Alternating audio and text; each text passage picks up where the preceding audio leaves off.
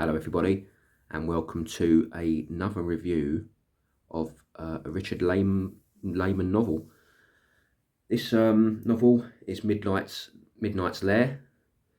It's got the usual Laymon big writing with his name on it, and a decent picture of the cabin.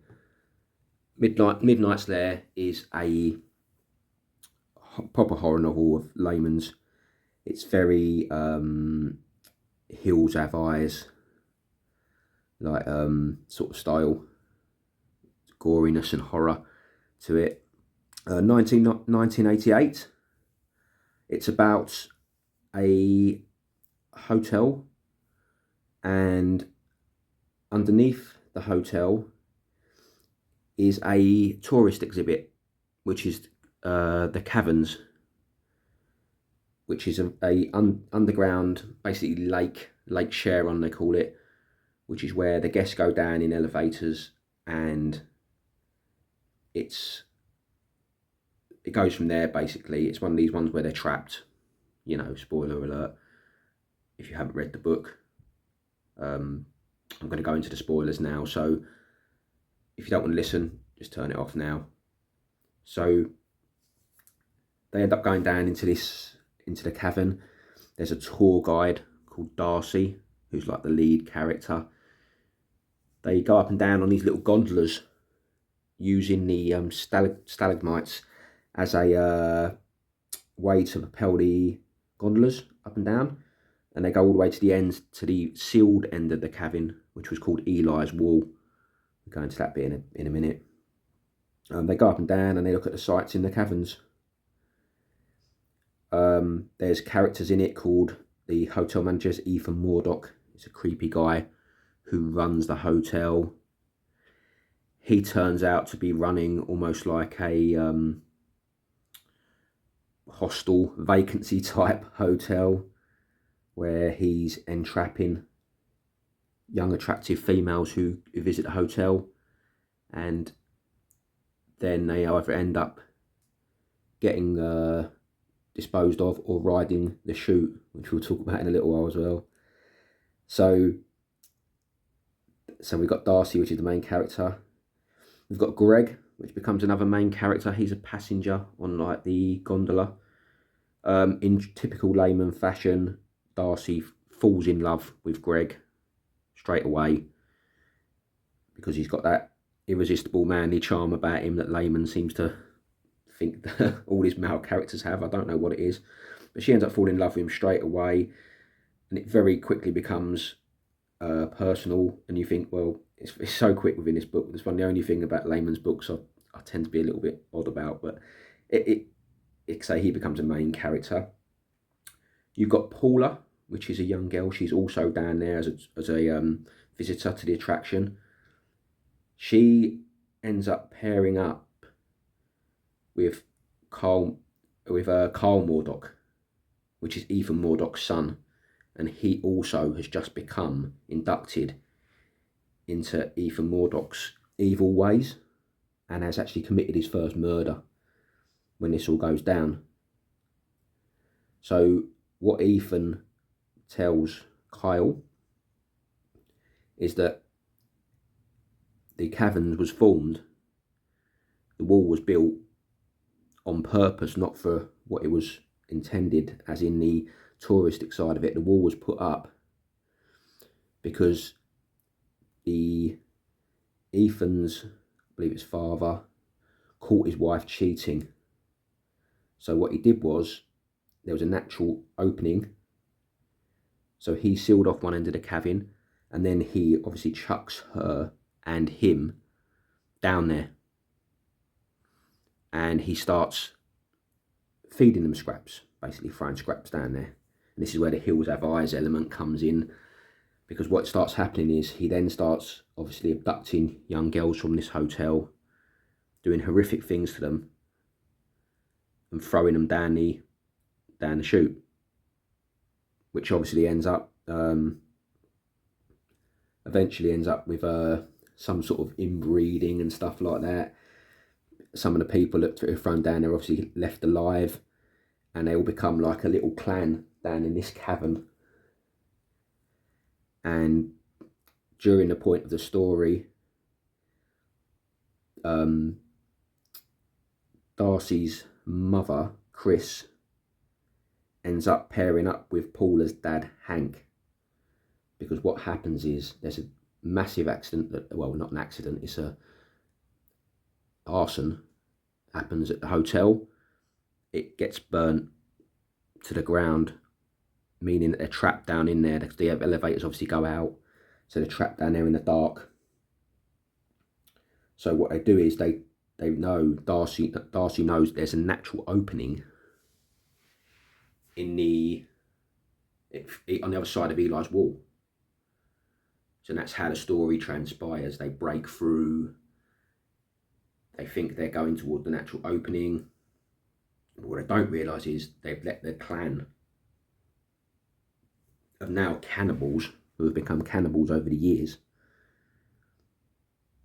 because they've been eating the bodies that have been thrown down there, as well as, you know, keeping some alive and breeding with some. And yeah, it's one of those hills have eyes sort of horrible sort of stories. And they break through, and because they've been in the dark for so long, natural cave dwellers, they have vision, night vision, so they can see what's happening. So this is what leads up to the story of them all having to band together to fight back. Darcy's very, very protective of her people, what she refers to as her people, because she's took them down there, she's the guide, and that was quite a good element to the story, I thought. So her and Greg are trying to find their way back to the other end of the cavern, where they, you know, to warn the people to try and get there before the cave dwellers end up getting there.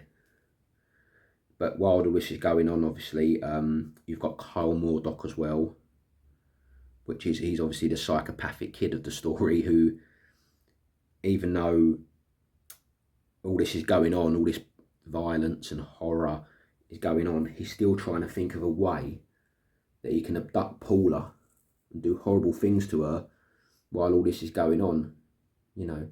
So it is a really good book. As you can see, as I say, it's got a good picture of the little cavern on there. It's got the big writing, the big Laymon style of writing. It's got on the back here.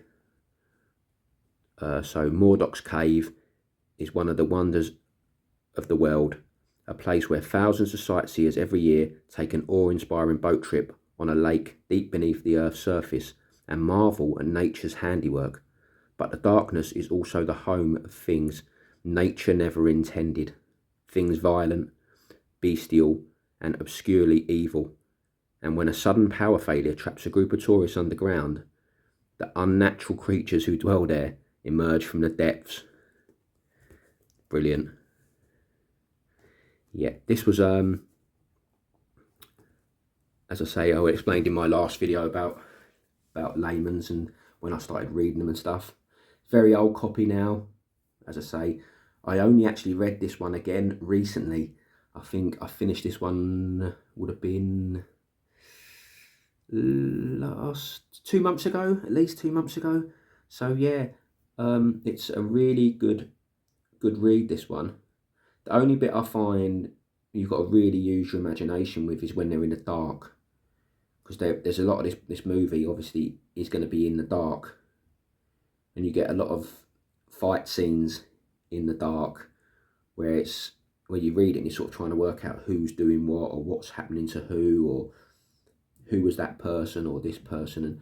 But it is a really good read. The character of Hank is pretty cool. He's a vet, and as in war veteran, and he suffers with claustrophobia, and the claustrophobia goes back to a tale that during the war he was covered in his own friends' bodies, but he has to overcome that to get to his daughter, which he realises he's got to get to his daughter.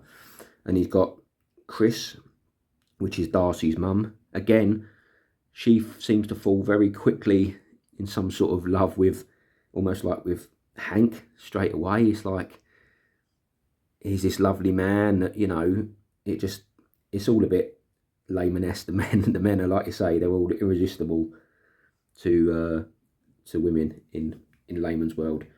But yeah, it is good. It's a really good story. You've got a very annoying character in this book called Lynn, who I don't know what her purpose is supposed to be other than being a horrible bratty little character who goes down into the caverns with them originally to try to help out. Well, I'm not sure she's helping out. She just seems to want to spend her time trying to seduce Hank in some way, which seems really odd when all this bad stuff is going down. But that's Laymon. That was his books. But I like this book. There's some movies out there where, and I'm trying to think of the name of them, where they go down into a cavern. It's a group of girls. They go down into a cavern and they end up coming across these creatures, and that is what this is sort of like in my mind. Yeah, these creatures running about who have been down in the dark for so long, and they've just adapted to the dark, and obviously they've become cannibalistic over time because all they've had to eat is the people that were put down there. So that's quite a good sort of element of this story. But yeah, it's a good Laymon. Would I put in a top 10? No, I don't think I would. My top 10, if I had a top 10, which I will do eventually once I've gone through all of these videos and book and reviews of the books, because yeah, that's what I intend to do.